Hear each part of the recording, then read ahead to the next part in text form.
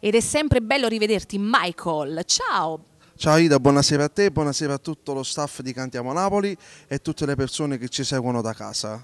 Respiriamo un'aria bella, dolce, primaverile.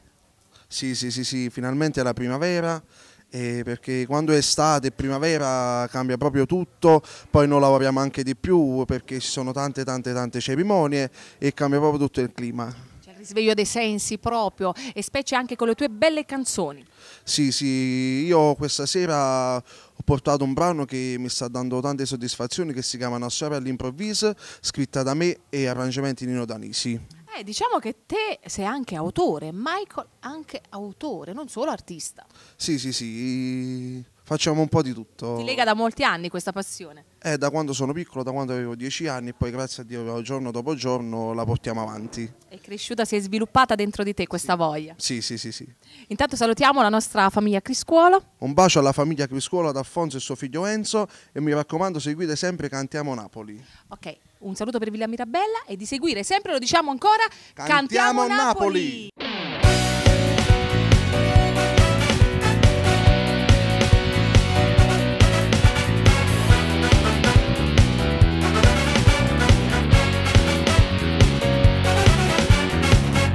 È nata questa storia che tutto quanto non possono capire. Se sapesse che tu ne rimane che assai deluso, è un segreto che noi non potremmo raccontare. Potesse venire a web e fosse per contro a chissà amore. Non sappiamo manco noi come giù da capitare, ma come si sa bene che in amore non c'è limite. Questa è una cosa che conosciamo noi e Dio, quanti volte poi pensiamo di scappare via,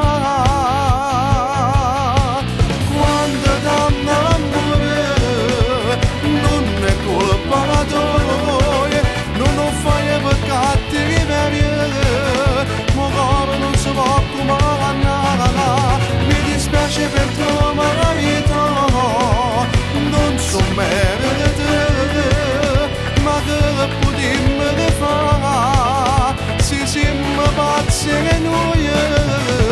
Non è una cosa facile, ma per essere tutto si aggiusterà. Io ci credo che un giorno tutto cambierà. Ma vale tutto non sogno, non mi volesse mai escere. Taccio sempre da si chiederà, del modo sento la mia.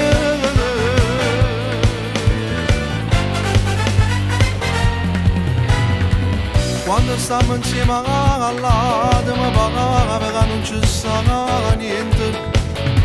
A volte facciamo l'indifferente, ancora di ogni cosa.